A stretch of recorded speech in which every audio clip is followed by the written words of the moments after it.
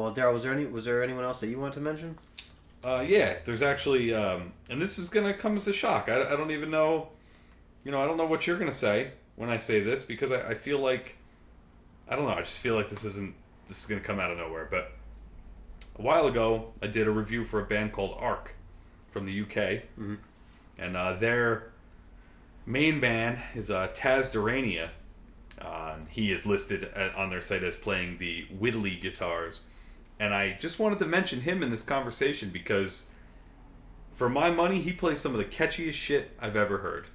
And there's something about someone who can play something that isn't overly complicated, but make it really, really catchy. Yeah. Just the way he plays, his tone, everything. And I just wanted to throw him in there. I'm not going to dwell on it, but I think the guy's fucking great. And I think that as this band, makes more albums and kind of gets bigger, I really feel like his name could come up.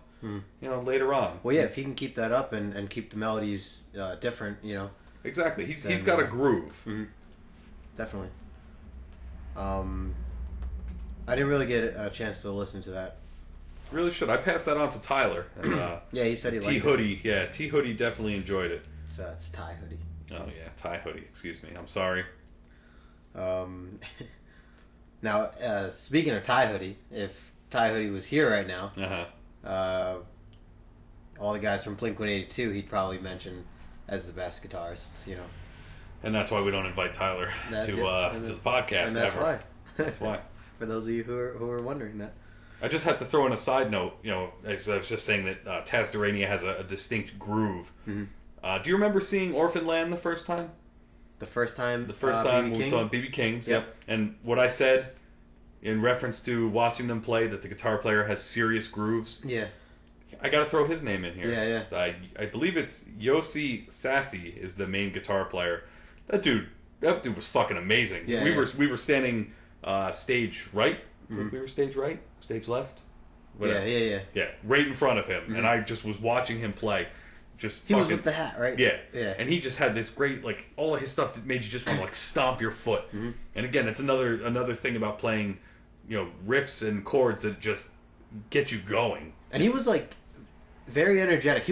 I remember him I feel like he was smiling through half of his stuff, because some of their melodies are very happy. And they've got that Middle Eastern tinge to them. Yeah. But he's great. He's fucking great. He actually has a solo album coming out, which I have yet to check out. Really? But I'm looking forward to hearing that because I like serious grooves. Yeah. So what about you? Let's get back to you here. This isn't all about me and grooves. Like the Emperor's New Groove. Threw off my groove. I don't know what you're referring to here. So anyway, Justin, guitars. We care about guitar here at Sorrow Eternal. Well, I want to bring up Timo Tolkki, who was the guitarist for Stradivarius. I believe he's not for them anymore, but he was on and off, and the album that I'm referring to is their 2000, their Infinite from year 2000, and let me see if, just curious. Yeah, he jumped in and out with the band between 1985 to 2008. He's also lead vocalist, backing vocals certain years. I'm not really sure what he's doing now, but I remember him being kind of annoyed when he left and they continued on with the Stradivarius name.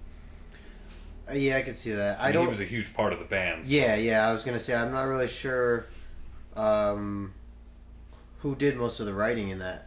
I think he had a huge part of it. That's what I figure. Yeah, so I don't really know what he's doing now. He has a solo album coming out this year called Classical Variations 2. Which is this is the second volume of that. Looks like he has 4 or 3 earlier solo albums, all the way back from '94, and then one's 2002 and one's 2008. So he seems like he's somewhat, keeping busy. But I also liked him on Avantasia. He was on the opera Part 2. The Metal Opera Part 2, before Avantasia took off and became even bigger. But yeah, I just wanted to mention him because he was pretty ridiculous on that album. Yeah. I actually haven't listened to all of the Stradivarius albums, like all the way back. Their earlier stuff I don't think I ever really got into.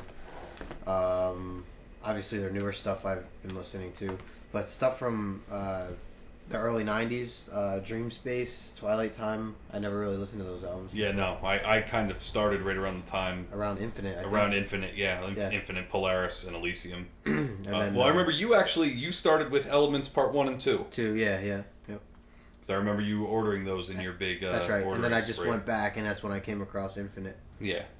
Well, yeah, I think that power metal guitarists in general all kind of fall into this awesome guitar player thing. Yeah, absolutely. You could definitely throw them in The there. problem being that they don't necessarily have an individual style as much as they can play fast, play accurately. They're just talented. Take the guys from even Dragon Force. Oh, yeah. They're, talent-wise, they're ridiculous. They could play like anything and super, super fast, Yeah, absolutely. But yeah, like you said, it's kind of interchangeable. And I think the whole thing with Dragon Force is that all their songs kind of sound the same. Oh, yeah, because absolutely. Herman Lee and Sam Totman are just so... They play a certain way, and they just every song... See, so I think it'd be interesting if they branched off and did something separate with maybe a group of other guys, and maybe threw some different ideas around with people who they kind of clashed with, and maybe would come up with something different. Yeah. Their sound would be a little different. Well, kind of, on that topic, Dragon Force, sorry to get sidetracked, but I actually listened to the new Dragon Force album, The Power Within. Yeah. They got a new singer for this one. They booted the old singer out. Yeah. And I meant to listen to it. I have it on my computer. Don't bother listening to it. You know why? Because it sounds exactly like everything they've ever done. Just go back to that first The funny album. thing is that the album is broken down like the same way that the other albums, Inhuman Rampage was their biggest one. Right. And there's a flow to the songs, and now everything they've done since then, it honestly sounds like the same songs in the same order. Like the guitars in every song are the same. God. It's I don't even know why they bother making music. See, so I'll just go back to that album then. Just go back to listen to them. Yeah. And I'll admit, I do go back to Inhuman Rampage every now and then. But now we're way off topic again.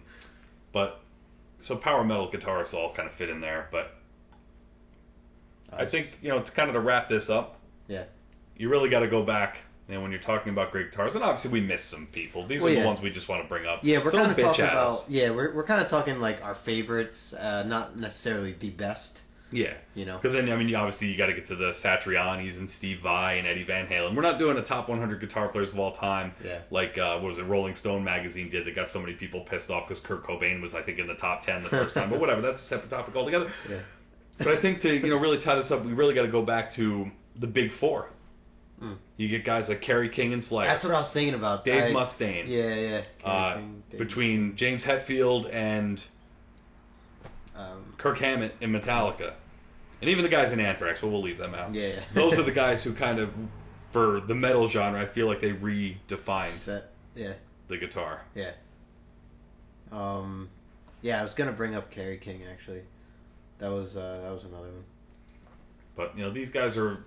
I think what all these people that we've talked about share in common is that they all have a signature style. Oh, yeah. You can't take Kerry King out of Slayer and think they're going to sound the same. They just won't. You can't take James Hetfield out of Metallica and think they're going to sound the same. Aside from his, ooh, yeah. That's another story. But, these guys are just... They're distinct, they have their own style, and they're just good at what they do. Yeah, definitely. So, if you guys think of some that we left out, people you think we should have mentioned, feel free to let us know. But like I said, we couldn't mention... If we mentioned every guitar player that we thought was great, fuck, man. Yeah, we'd be here for days. A very long time.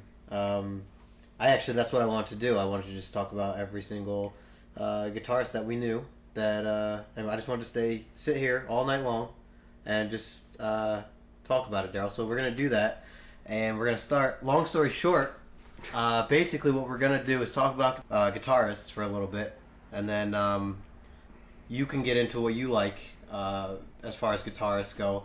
And then, long story short, we'll let the people know, who's good and who's not so good. And then, long story short, basically give them a heads up on what not to waste their time on, what to really check out right when they get home. And then, long story short, by the end of it, I mean, when we're done, we'll wrap things up and